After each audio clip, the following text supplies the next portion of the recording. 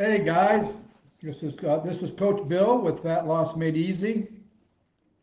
Hope you guys are having a great day so far. This beautiful Saturday, and yes, I'm going to talk a little bit more about us seniors and protein, because that seems to be a pretty big subject right now.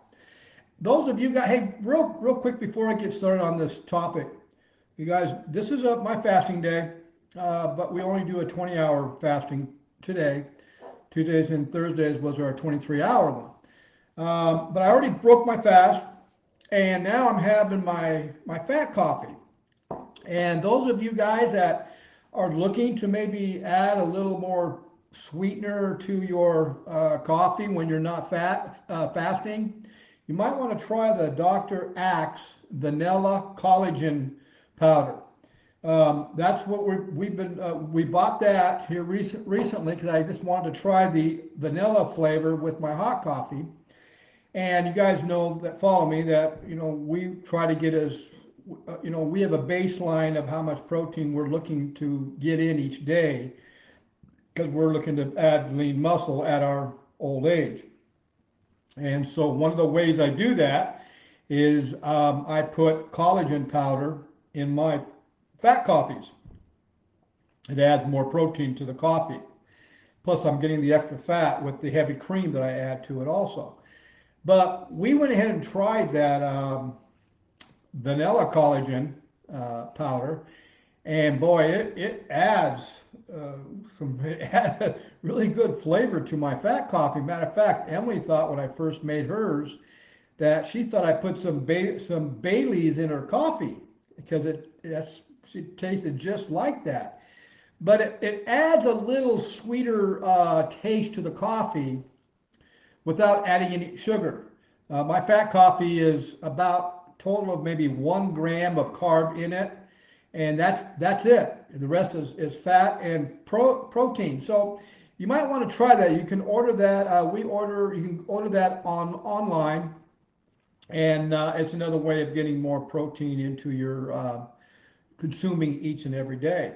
So anyway, back on the topic. The issue is back with the seniors out there, which we qualify. And the topic and the discussion is these health professionals and some nutritionists are telling the seniors that they got to be careful with the amount of protein that they bring in each day. Now, obviously, those of us that are health professionals know that if you have some kind of a underlying disease like type 2 diabetes and cancer or other issues like that, that you may have to restrict your protein a little bit until you fix the issue, or until you reverse the type 2 diabetes, or until you get your cancer in a dormant state. You might have to do a little less protein. But those of you that do not have any medical issues, that are looking to add lean muscle and burn fat, you don't have to worry about it. Just to let you know that several years back, I remember even myself being told this, that you could hear people say that eating extra protein is just like eating chocolate cake. And what they're saying is that they're saying, and this has been the issue all along, and I have to admit this. I was taught this also, and until about a few years ago, when I really learned how to do my research and where to research and get hooked into some of these journals, to where I get new research almost on a day basis now. My concern has always been too much protein also, and what we were taught back then, that consuming too much protein per sitting, you guys have probably heard the same thing.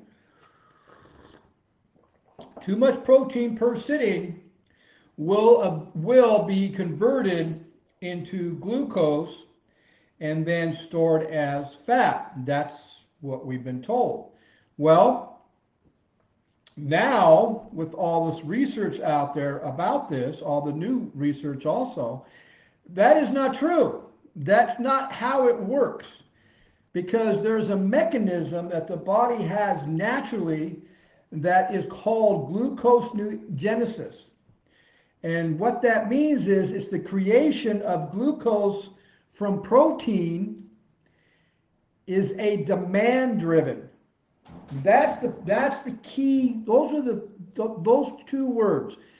Demand driven is the key point that is telling us that protein does not convert into sugar. Only when it's needed and is converted into glucose to be used as energy in the body. And what gluconeogenesis means is, all that means really is that when you're on a high-fat, low-carb meal plan and you're combining it with intermittent fasting or extended fastings like we do, on our fasting days, because we do the extended fastings twice a week, certain parts of your body, certain organs in your body needs glucose.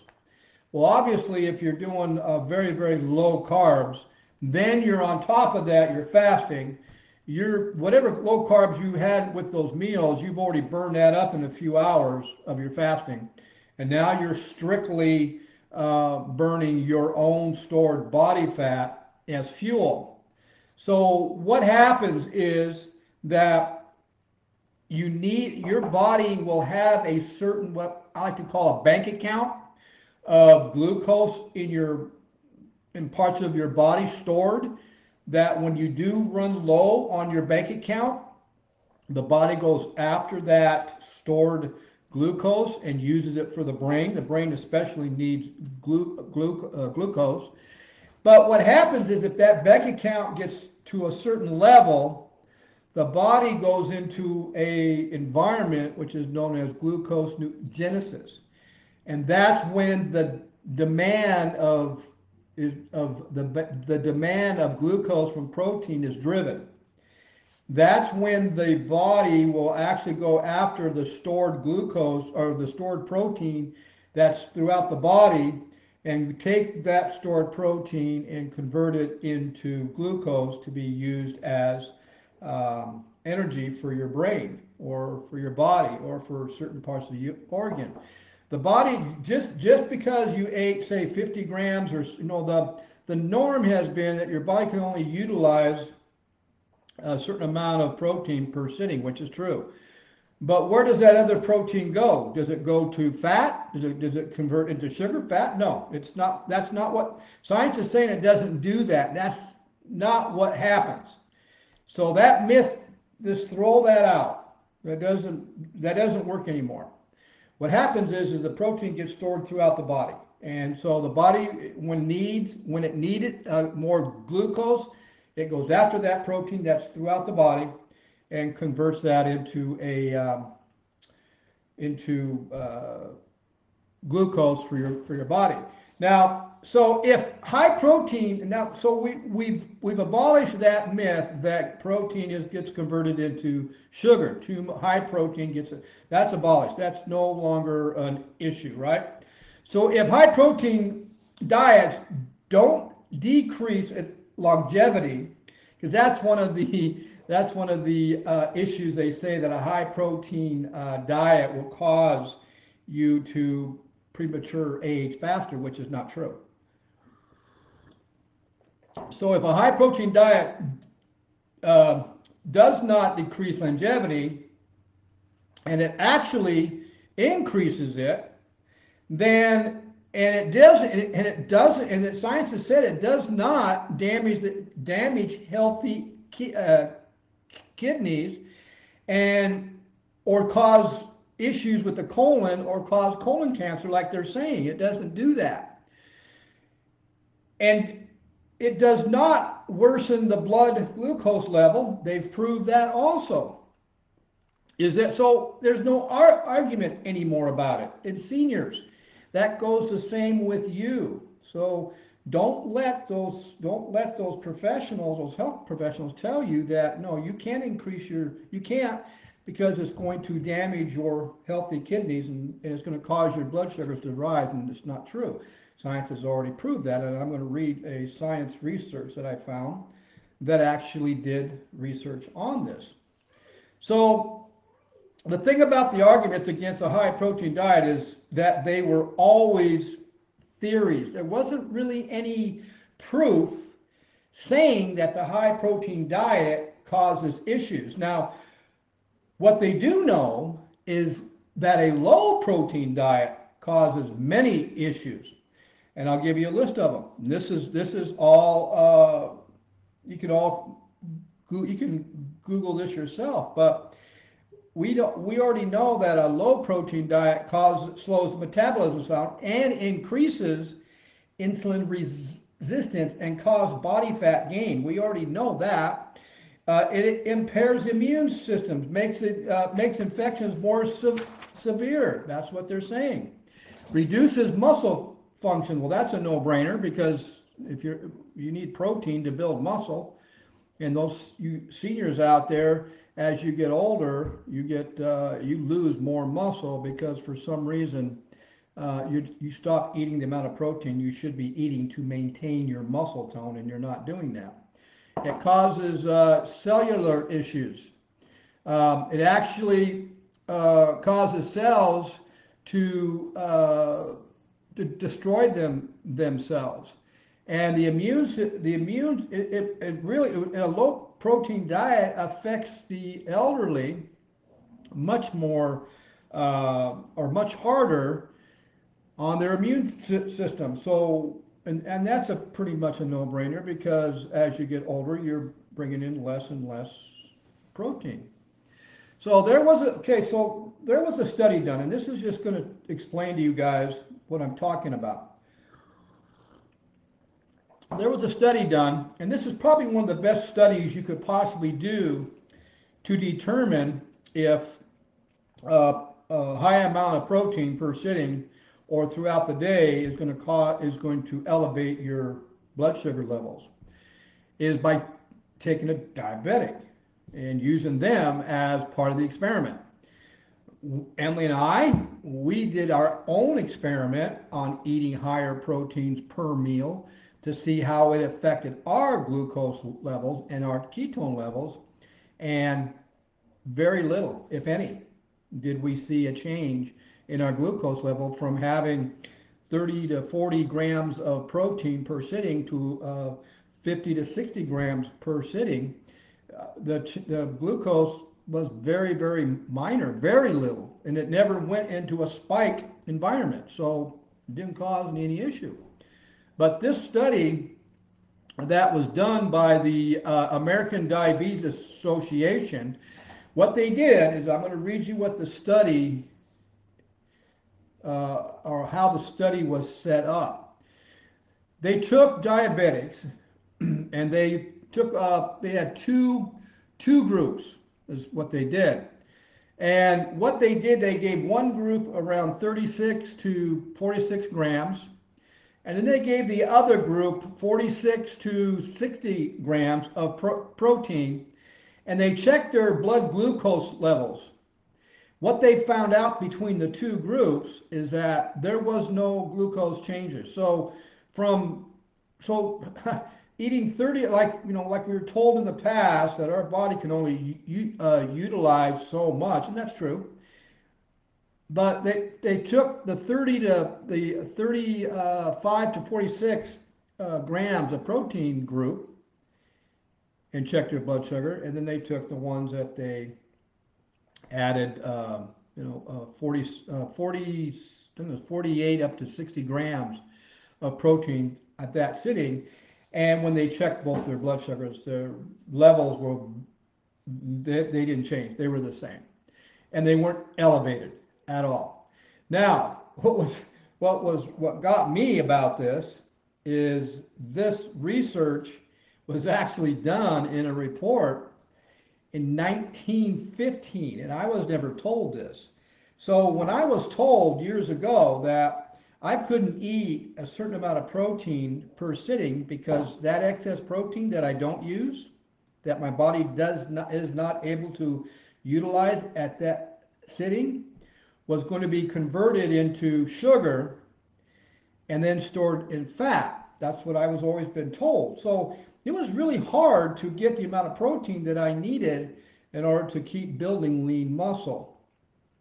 But there was research done in 1915. Science reported large amount of protein did not cause blood sugar issues.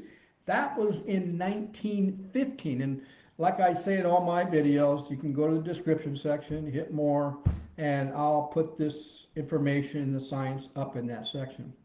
Then, in 1924, two groups were given high amounts of protein, up to 50 grams. One group was a diabetic, which I think was a great idea because their blood sugar is up anyway, right? And the other group, of course, were healthy individuals. The results were both the same in both groups. Blood glucose levels did not spike. Well, we already know that diabetics' blood sugars are too high and are high. That's why they're diabetic. And we know that that's hormonal and food driven. But what was really cool about that research is how their blood sugars, both sides, were the same. So the diabetics whose blood sugars are all already high did not see any change in their blood sugar going up even higher. That's what I thought was a great research, and just proves what we're talking about here. Later, in people with untreated type 2 diabetes ingested of 50 grams of beef, they took beef now and they use beef, which is, people say it's hard on the digestive system and the kidneys, but it isn't if you're eating pasture-raised, grass-finished beef. What makes it hard on the kidneys or hard on the digestive system is the processed beef and meat you're eating from stores that are contaminated and injected with hormones and antibiotics and all kinds of toxic chemicals.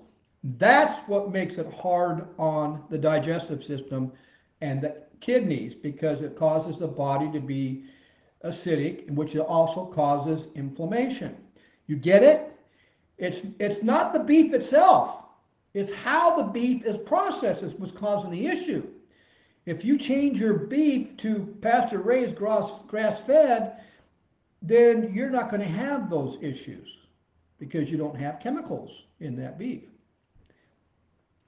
What they found out in the two groups, or in the untreated type 2 diabetes, when they ingested 50 grams of beef protein now, their glucose calculated to a result in only 2.0 grams. That was it. Didn't go up hardly at all. Very, very little of additional glucose added to the circulation. Now, the protein is broken down. What we don't understand, what most people don't understand, is that the protein, when it's digested, is broken down into amino acids, which is not causing the blood glucose to spike. See, Emily and I are trying to we want our glucose at a healthy base all the time. We never want to spike it above that base. And protein, large amounts of protein, does not spike it above the healthy base. And that's why we're able to keep adding lean muscle, but yet we're still burning fat. You got to remember, protein helps your body burn fat. And those of you that follow me, you may want to comment on this video and say, well, why does protein help you burn fat? Those of you that follow me, you probably know the answer to that. So what was the overall conclusion of the research? Well, okay, the overall conclusion of the multiple researches, and I'm talking about multiple ones, this is on the site. Overall, these data clearly indicate that production in addition of glucose to the circulation from dietary protein are relatively small. Dietary protein are relatively small. That is the conclusion. Now, what are the benefits of a high protein consumption? This is to you seniors out there. I'm talking, and I'm going to add the 40-year-olds because you guys are getting the same issues as the 60s and 70-year-olds are getting. But what are the benefits of it? The benefits are it slows premature aging. No, we're happy about that. Adds lean muscle. Well, we're happy about that. Helps with fat loss. Well, the more lean muscle you have, the more body fat and the higher your metabolism is to burn fat. Great example is my 66-year-old wife. She's got a whole lot of lean muscle on her body, and she's not skinny. She's got lean muscle, but her body fat is really low, and you can actually see the definition of all the muscles. So if you're a person that's studying anatomy, you might want to take a look at her exercising, and you can see all the different muscles and ligaments that she's using because her body fat, she's so lean. But yet she's got a lot of lean muscle, and that's why she's very strong for her age. More protein helps with stronger bones. We know that. Helps with longevity. That's what the research is saying, that if you increase your protein intake, then you're going to live longer and healthier. Helps with increased energy. That's a no-brainer. Also, helps with recovery. Now, this is one. Emily and I, we train 6 days a week. We do interval resistance training. And by the time we walk out of the gym, we're fully recovered. We're never sore. And so we have a baseline of protein that we know we try to hit. And if we don't hit it, it's no big deal because there's a window there, obviously, because we've been doing this for a few years now. And we are fully recovered after a hard training session and we don't get sore. That's how you know if you are lacking protein is you're not recovering from your training session. You're getting home and you're tired and you're falling asleep all the time. You just don't have energy to get through your exercise. So there's a root cause to that. First thing you want to look at is how is your protein intake. Helps with the production of new stem cells and muscle stem cells. Both stem cells and muscle stem cells are important for adding lean muscle and for longevity and for slowing down premature aging. Helps with nails, hair, skin, and skin. That's another part of slowing down premature aging. But you got to have enough protein. A lot of people I've heard said that when they go on a low protein diet, they lose their hair. And there's so many more benefits to it. So guys, you might want to reboot or rewire your brain like I had to and realize that, and you have to set a baseline, obviously. You got to find out your BMR, and then you have to know what you're looking to do if you're going to add lean muscle or lose weight. You need to find out what your baseline is for how many grams of protein you need per day. And that's how you set your meals up to try to meet that demand of what you need per day. But don't stress about it if you don't reach there. Now, my demand per day is 214 grams. That's what they're saying that I need in order to keep adding lean muscle at my age and so forth.